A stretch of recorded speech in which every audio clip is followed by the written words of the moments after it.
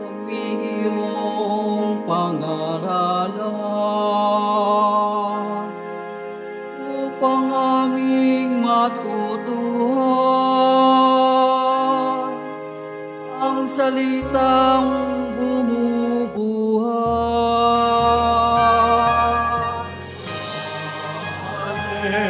Hallelujah.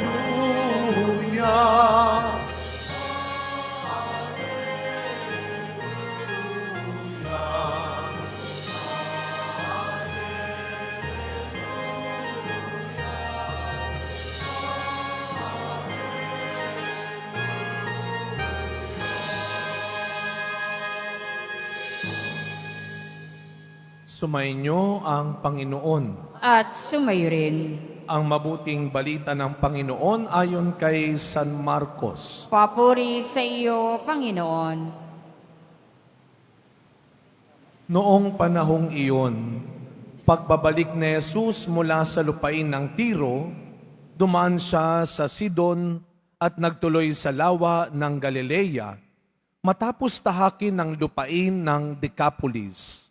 Dinala sa kanya ang isang lalaking bingi at utal at ipinamanhik nila na ipatong sa taong ito ang kanyang kamay. Inilayo muna siya ni Jesus sa karamihan at isinuot ang kanyang mga daliri sa mga tainga nito. Pagkatapos, lumura at hinipo ang dila nito. Tumingala si Jesus sa langit at nagbuntong hininga at sinabi sa tao, Ephata, ibig sabihin, mabuksan. At nakarinig na ito, nawala ang pagkautal at nakapagsalita na ng malinaw. Sinabi ni Jesus sa mga tao na huwag ibalita ito kanino man. Ngunit, kung kailan sila pinagbabawalan, ay lalo naman nilang ipinamamalita ito. Sila'y lubhang ng gilalas at ang wika, anong buti ng lahat ng kanyang ginawa. Nakaririnig na ang bingi at nakapagsasalita ang pipi.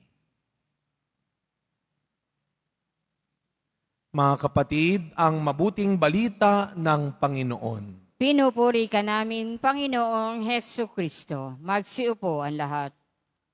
Good afternoon po sa inyong lahat. Batiin natin ang mga katabi natin, good afternoon.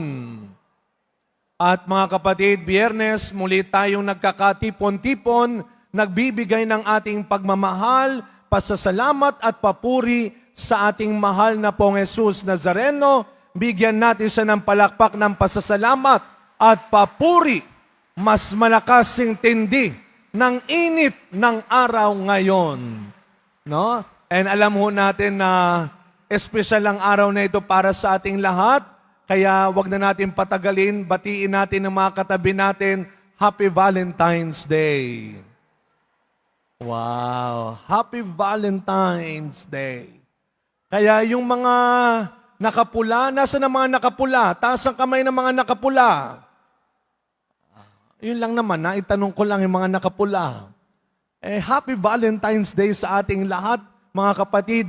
Pero alam mo ninyo, kung nakinig kayo sa simula, baka tatanungin ninyo, bakit hindi si San Valentino ang ating pinagdiriwang? Si San Valentino, meron po talagang ganong santo. Si Saint Valentine. Siya po ay isang pari na noon ay naglingkod, ay naging tapat sa Panginoon. Sa kabila ng mga pag-uusig, ipinagbawal noon ang pagpapalaganap ng Kristyanismo. Ang ginawa ni San Valentino, alam ninyo, tinulungan niya lalo na ang mga tao na tumanggap ng sakramento ng kasal. Marami siyang tinulungan noon. Kaya sana yung mga nagdadalawang isip ang magpakasal ngayon, nahihirapang magpakasal ngayon, minsan sasabihin, kasi Father, ang mahal-mahal. Paano hindi mamahal? Ang inimbita mo, 400. Ang gusto mo ang reception sa isang mamahaling hotel. Gusto mo ang simbahan ay gayak na gayak. Tapos sasabihin mo ang mahal. Gusto mo pare-pareho pa yung suot ng mga abay, ninong at ninang. Kaya ito pong araw na ito, ialay natin sa mga dapat nang magpakasal at nahihirapang magpakasal sa tulong ni San Valentino. Kaya siya ay naging martir, alam niyo ho ba? Pinugutan siya ng ulo. Siya ay naging tapat sa kanyang pangako sa Diyos na ipapalaganap niya ang katotohanan ng kanyang mga turo, lalo na pagdating sa sakramento ng kasal. Kaya nga, yung pong kasabihan natin na, can you be my Valentine? Pwede ka bang maging Valentino ko? Anong ibig sabihin nun? Hindi ho yan yung sweet-sweet lang. Hindi yan pa-cute lang. Hindi. Pag sinabing, can you be my Valentine? Can you fight for me? Handa ka bang mamatay para sa akin? Handa mo ba akong ipaglaban? Sa ngalan ng katotohanan. Sa ngalan ng kabutihan.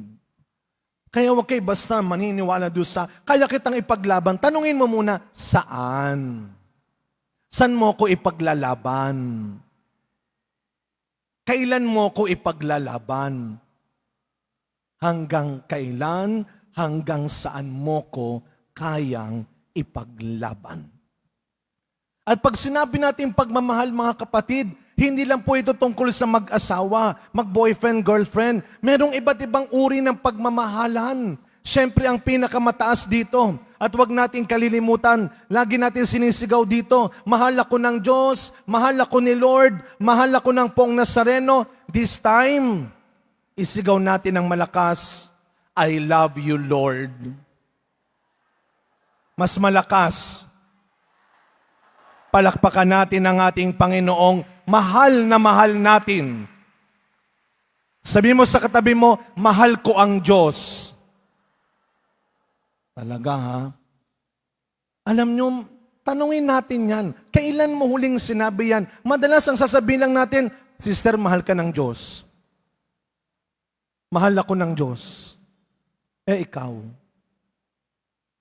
kaya mo pa rin bang sabihin, kahit meron kang malubhang karamdaman ngayon,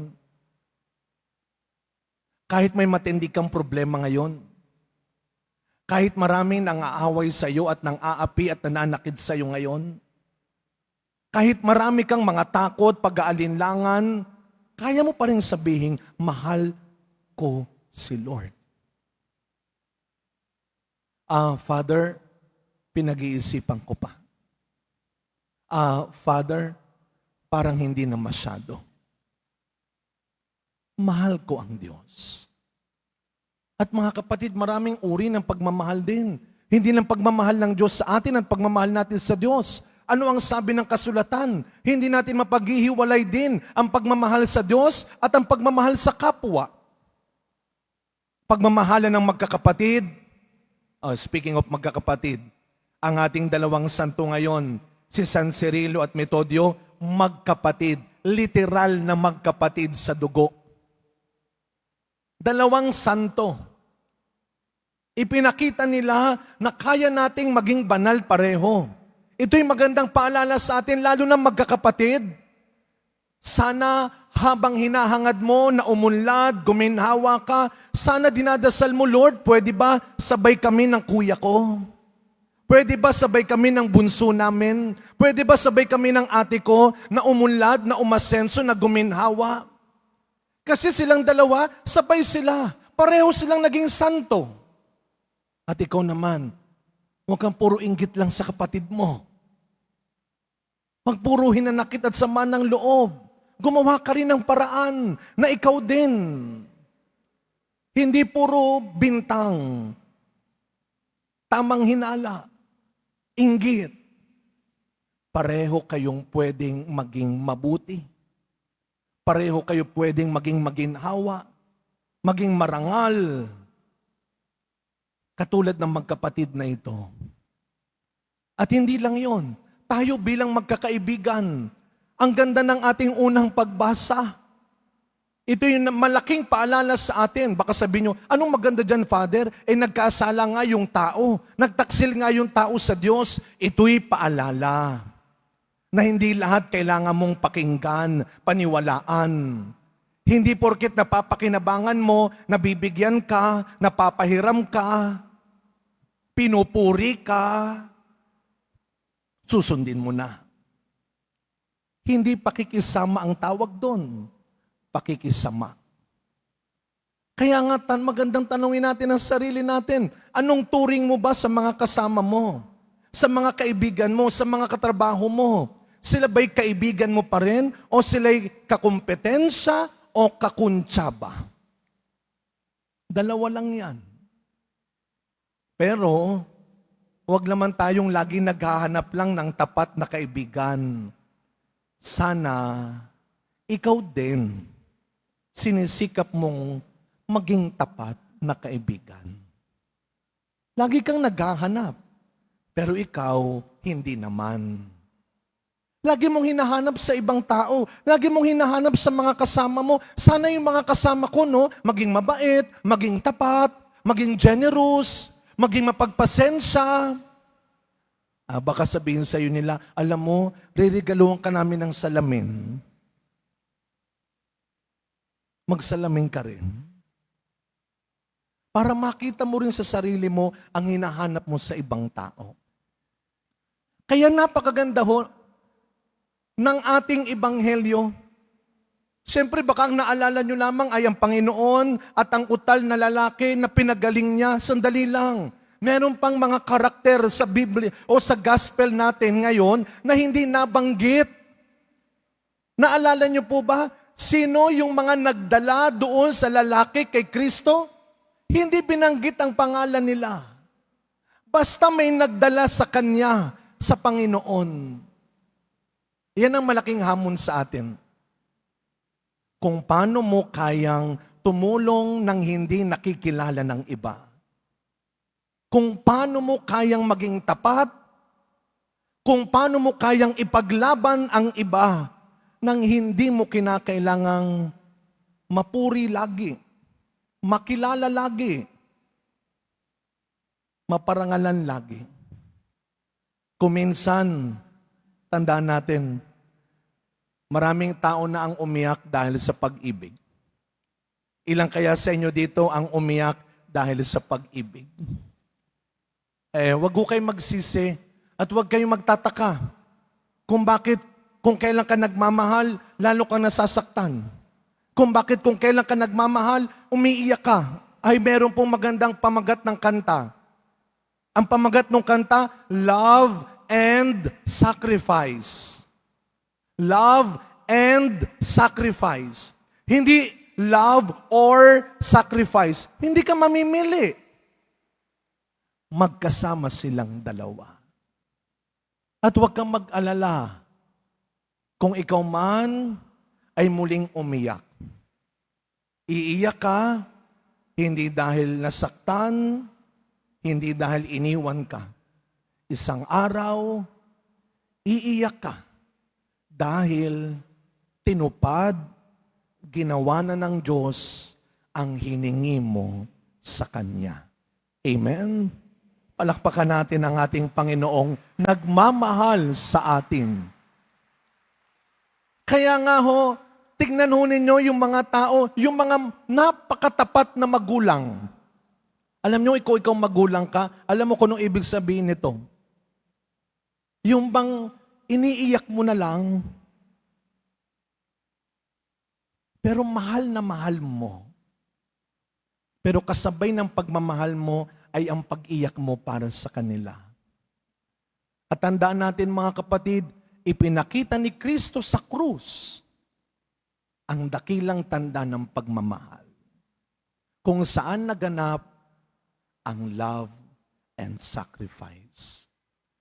Sa pagpapatuloy na misa natin mga kapatid, araw-araw, ito pa rin ang panghawakan natin. Yes, hindi magbabago ang pagmamahal ng Diyos para sa iyo. Tayo, pwedeng makalimot, pwedeng mandaya, pwedeng magbago, pwedeng mapagod. Pero ang Diyos, hindi magbabago. Dahil ang pag-ibig, ang siyang maiiwan sa mundong ito. Ang Diyos ay pag-ibig.